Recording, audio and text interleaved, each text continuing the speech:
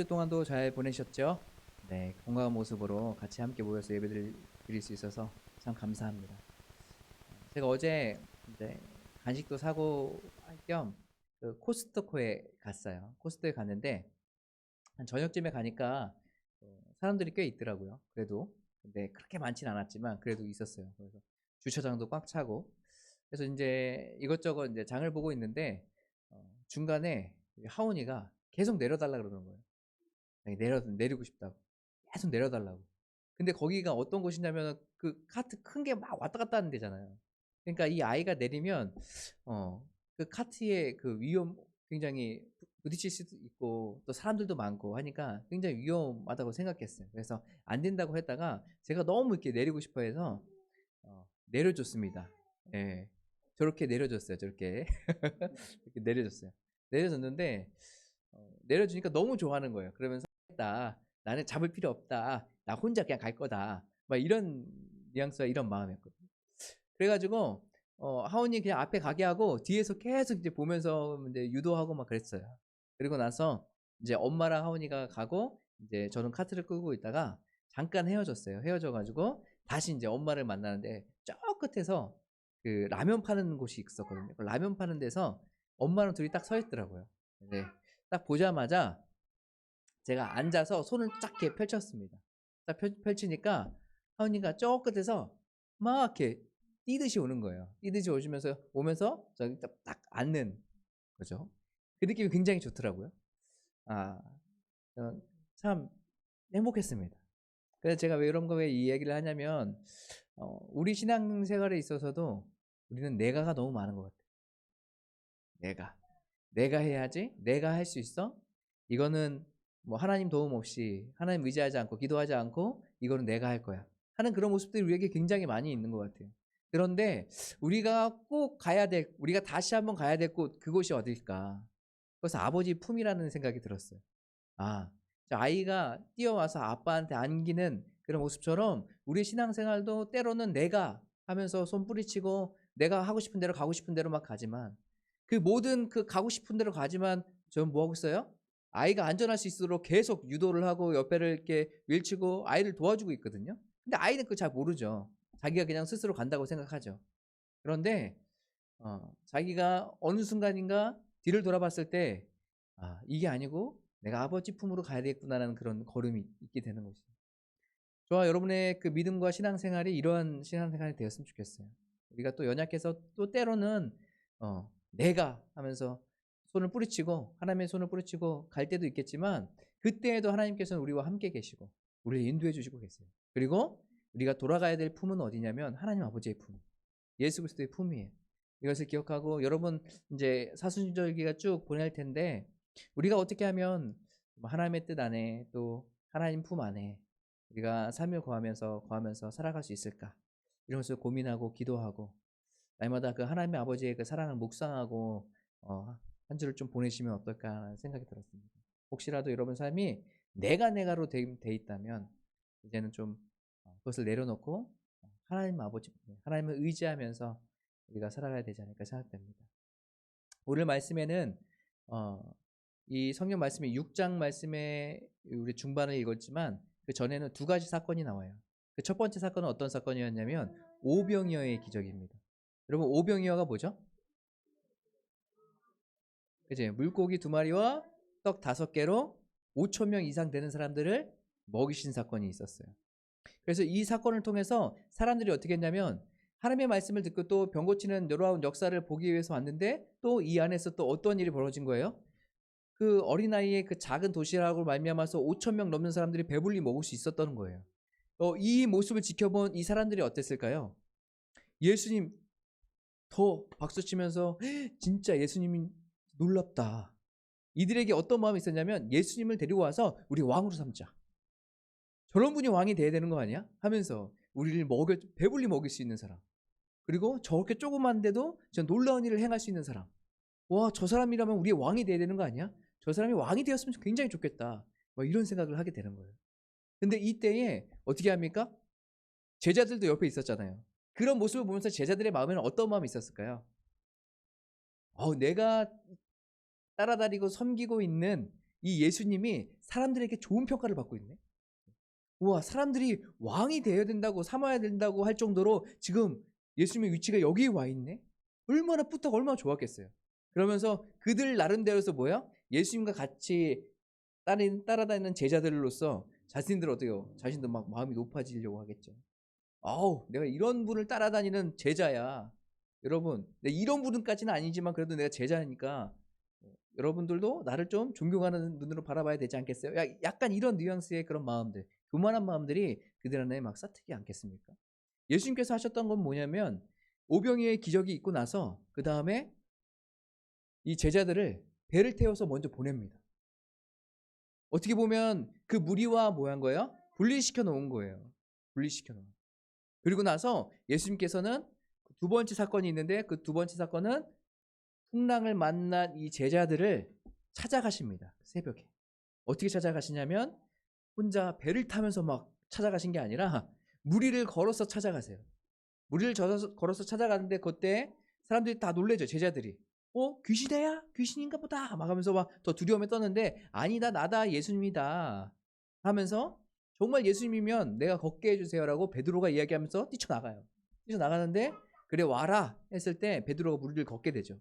그런데 베드로는 어떻게 합니까? 그 풍랑을 보고서 마음에 믿음이 막 흔들리기 시작한 거예요. 그러면서 좀 빠지게 되고 결국 예수님께서 그를 도우셔서 구원해 주십니다. 그리고 모든 그 제자들을 그 풍랑 가운데서 구원해 주시는 그런 사건이 있어요. 이 두 사건이 있는데 이 두 사건을 통해서 지금 뭐 하냐면 지금 오병이의 기적을 봤던 사람들이 그 예수님 지금 찾고 있는 거예요. 그들이 봤을 때 즉 예수님은 지금 어디에 있는 거예요? 제자들과 함께 가버나움으로 건너가셨어요. 아침에 일어나서 보니까 분명히 본인들이 봤을 때는 예수님께서는 제자들을 먼저 배를 태워서 보냈단 말이에요. 그리고 그 배에 원래 있었던 배는 하나는 그대로 있고 그러니까 당연히 어떻게 해요? 예수님은 어디 있어야 돼요? 그 근처에 있어야 되는 거 아닙니까? 우리와 같이 육지에 여기 있어야 되는데 지금 예수님을 아무리 찾아도 없는 거예요. 또 오병이의 기적에 여러 가지 사건이 있었다는 것을 사람들이 듣고 나서 사람들이 막 이렇게 몰려오기 시작했는데 배를 타고 몰려오기 시작했는데 아무리 찾아도 예수님이 없는 거예요. 그러니까 이들이 어떻게 하냐면 가버나움으로 배를 타고 건너가서 가버나움으로 예수님을 찾아 나섭니다. 그러면서 오늘 이야기가 쭉 진행되거든요. 오늘 이야기가 쭉 진행되는데 오늘 말씀 22절 한번 같이 보시겠습니까? 함께 읽도록 하겠습니다. 22절 시작. 이튿날 바다 건너편에 서 있던 무리가 배 한 척 외에 다른 배가 거기에 없는 것과 또 어제 예수께서 제자들과 함께 그 배에 오르지 아니하시고 제자들만 가신 것을 보았더니 네, 지금 이 상황이 딱 그 상황인 거예요. 예수님 어디 가셨지? 우리 예수님 또 만나야 되는데 예수님 너무 만나고 싶은데 예수님 우리 왕으로 삼아야 되고 예수님 내가 딱 붙어 있어서 정말 예수님한테 많은 좋은 영향을 받아야 되는데 예수님은 어디 있지? 또 그 소문을 듣고 다른 사람들도 막 찾아오기 시작했죠. 그리고 나서 이 23절에 한번 다 같이 보실까요? 23절 시작. 그러나 디베리아에서 배들이 주께서 축사하신 후 여럿이 떡 먹던 그곳에 가까워 왔더라. 그 얘기를 듣고 가까이 왔죠. 24절까지 함께 읽도록 하겠습니다. 시작. 우리가 거기에 예수도 안 계시고 제자들도 없음을 보고 곧 배를 타고 예수를 찾으러 가버나움에 가서 결국은 여기에 안 계시구나 걸 확실히 알았어요. 어떻게 가셨는지는 모르겠지만 제자들을 그쪽으로 보냈으니까 우리도 배를 타고 그쪽으로 한번 가보자 라고 한 거예요. 그러면서 예수님을 찾아 나선 거예요. 그래서 가서 결국 가버나움에서 누굴 만납니까? 예수님을 만나게 돼요. 그토록 자신들이 찾고 원했던 그 예수님을 그곳에서 만나게 됩니다. 그곳에서 만나면서 25절에 이렇게 이야기하고 있어요. 25절에 다 같이 한번 읽어보도록 하겠습니다. 시작. 바다 건너편에서 만나 라비여 언제 여기에 오셨나이까 하니 라고 이야기하거든요. 사람들이 예수님 만나서 이야기하는 거예요. 선생님 예수님 어떻게 여기 오셨어요?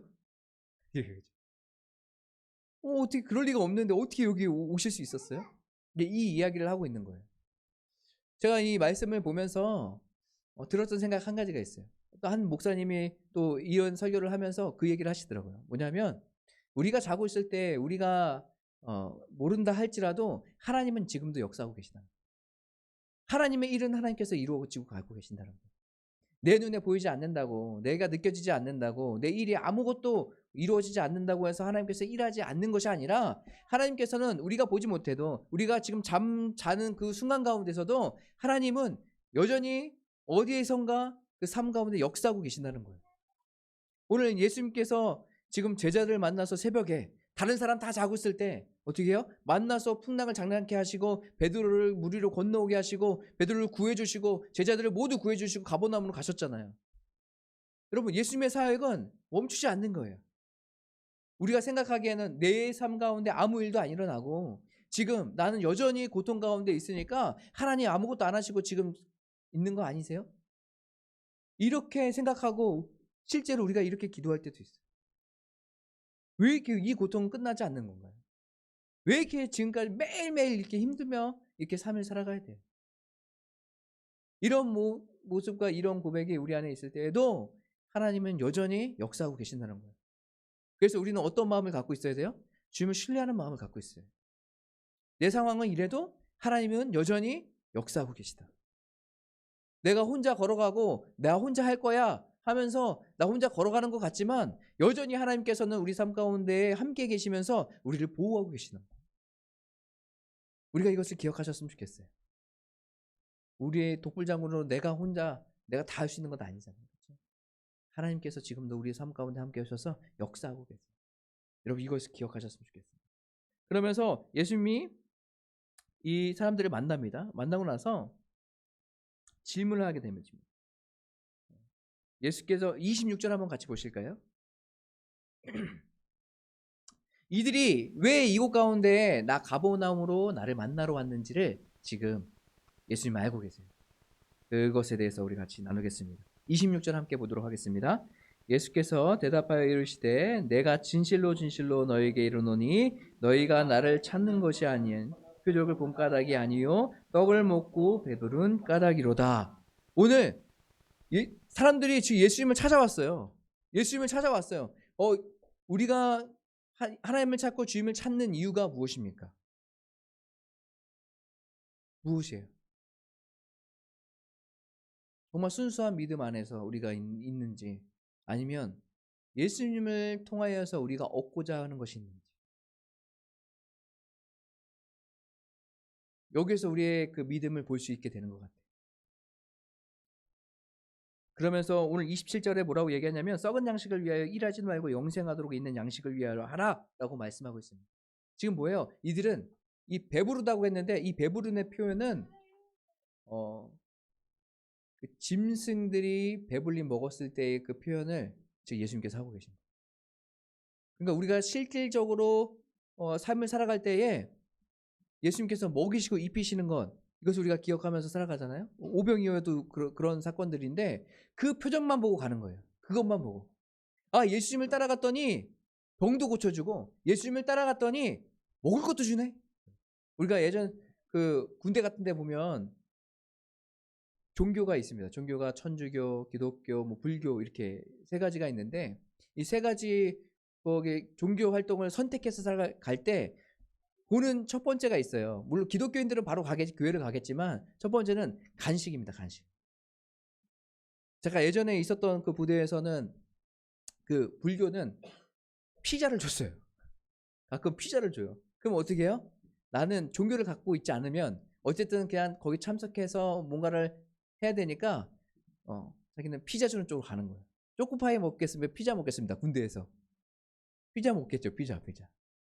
간식이 좋은 쪽으로 이제 많이 몰리게 되는 거예요. 그럼 뭐예요? 진짜 신앙심이 있어서 그런 게 아니라 뭐예요? 그곳에 가면 내가 좋아하는 그 먹을거리가 있기 때문에 그런 거예요. 여기도 마찬가지로 예수님을 쫓는 이 행동은 뭐예요? 내가 정말 영의 양식, 하나님께서 주신 놀라운 양식을 내가 받으려고 하는 것이 아니라 지금 뭐예요? 내 육체가 세상의 것으로 내가 좋아하는 것으로 채워지길 바라는 마음이 있는 거예요. 그러면서 예수님을 쫓는 거예요. 여러분, 우리의 신앙생활에 잘못하면 이렇게 될 수가 있어요. 우리가 예배드리고 주님 앞에 나갈 때에 정말로 예수님 한 분이면 족합니다라는 이 고백이 아니라 예수님 오셔서 나에게 채워주시옵소서. 뭐요? 세상의 것으로 배부르게.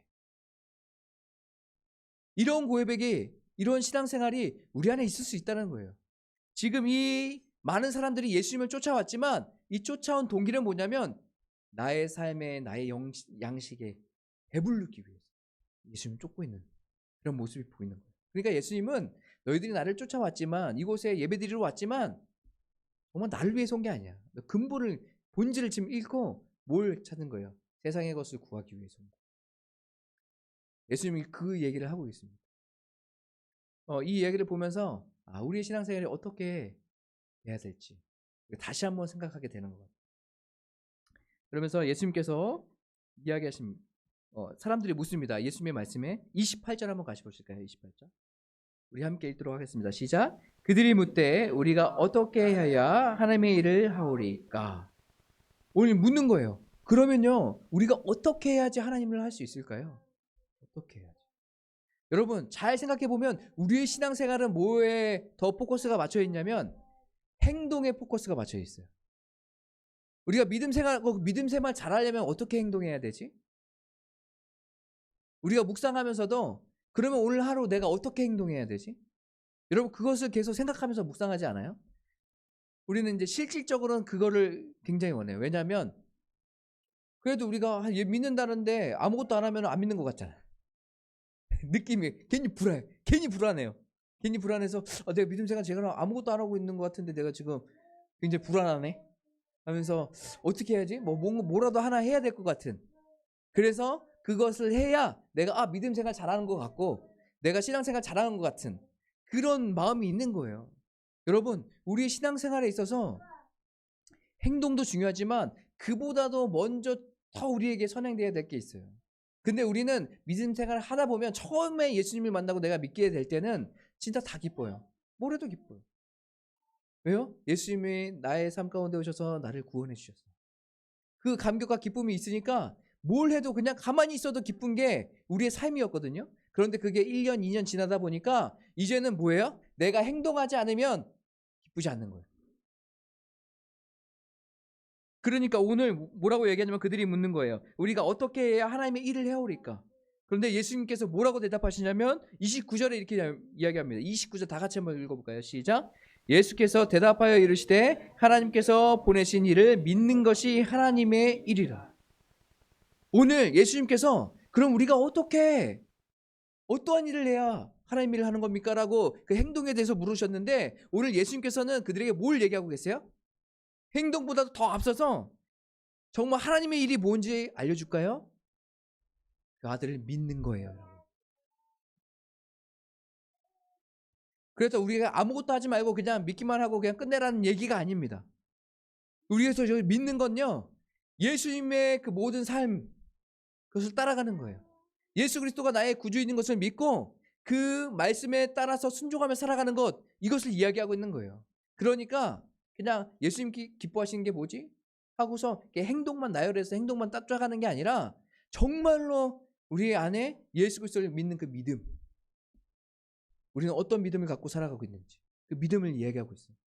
그러니까 하나님의 일은 뭐예요? 결국 예수 그리스도를 믿는 거예요. 여러분 정말로 예수 그리스도를 믿으세요? 정말로 믿으세요?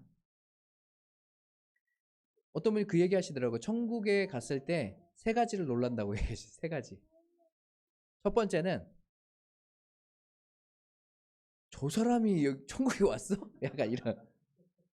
저 사람이 어떻게 천국에 왔어? 약간 이렇게 해서 놀래고, 또 한 가지는 왜 그분이 안 계시지? 이래서 두 번째 놀란다. 세 번째 놀란 게 뭘까요? 내가 어떻게 왔지? 내가 어떻게 여기 왔지? 이거예요. 이 세 개 놀란다고 우스갯소리라 얘기하는 거지만 여러분 그만큼 뭐예요? 믿음 중요한 거 믿음이. 여러분 믿음 없이 행위로만 했던 사람들 누구예요? 이때 당시 유대인들이 그렇게 했잖아요. 믿음은 없어요. 근데 행동으로만 하는 거예요. 행동으로만. 그래서 내가 이거 했으니까 마음의 유안을 찾고 난 이거 했으니까 됐다. 난 이거 했으니까 됐다. 그 시간에 기도 시간 지켰으니까 됐다. 나는 하나님께서 하지 말라는 거 이거 안 했으니까 난 이제 안심되네. 여러분 이것으로 말미암아 안심을 여러분 찾지 말고 평안을 잡지 말고 예수님을 믿음으로 말미암아 평안을 찾기 바래요.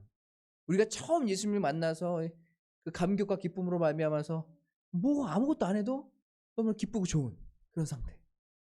그런 상태가 다시 있길 바랍니다. 그러면서 이 사람들에게 뭘 얘기하냐면 생명의 떡을 얘기해요. 생명의 떡.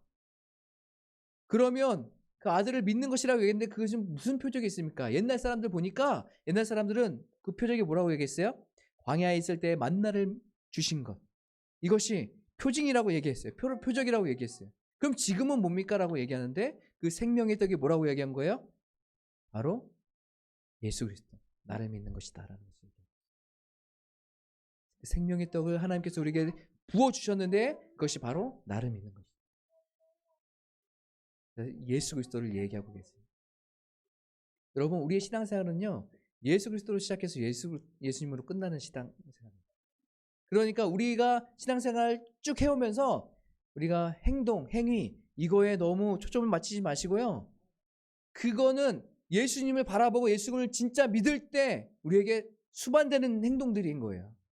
그 행동에 집중해서 우리가 행동만을 바라보고 살아간다면 여러분 그 신앙생활 잘못된 신앙생활이에요. 그것을 위안 삼고 그것으로 따라가는 것이 아니라 정말로 여러분 예수 그리스도를 믿음으로 말미암아서 그 생명의 떡이신 우리에게 생명 주시는 그 예수님을 바라보며 살아가는 저와 여러분 되셨으면 좋겠습니다. 우리 옆 사람 보면서 이렇게 인사해볼까요? 우리 예수님을 바라보며 살아가자. 다시 한번 이렇게 고백했으면 좋겠어요. 여러분 예수님 진짜 믿읍시다. 예수님 진짜 믿읍시다. 진짜 믿으세요. 진짜 믿으세요. 진짜로. 네. 네, 정말 예수님을 믿고 따라 삶을 살아가는 저와 여러분의 삶이 되시길 간절히 바라겠습니다. 우리 시간에 같이 찬양하실까요? 찬양할 때는 나는 믿네라는 찬양이에요. 이 찬양 부르시면서 우리의 생명이 떡이신 그 예수 그리스도를 믿습니다. 우리가 하나님의 일을 한다고 해서 뭐 행동적인 거 어떠한 뭐 사역 이런 거에 우리가 지금까지 초점을 맞췄다면 오늘 말씀처럼 예수 그리스도를 믿는 것이 바로 뭐예요? 하나님의 일이라는 것을 우리가 기억하고 하나님 오늘도 우리가 예수님을 바라보고 믿음의 삶을 살기 원합니다. 믿음으로 삶을 살기 원합니다라는 마음으로 이 찬양 같이 부르시고 기도하도록 하겠습니다.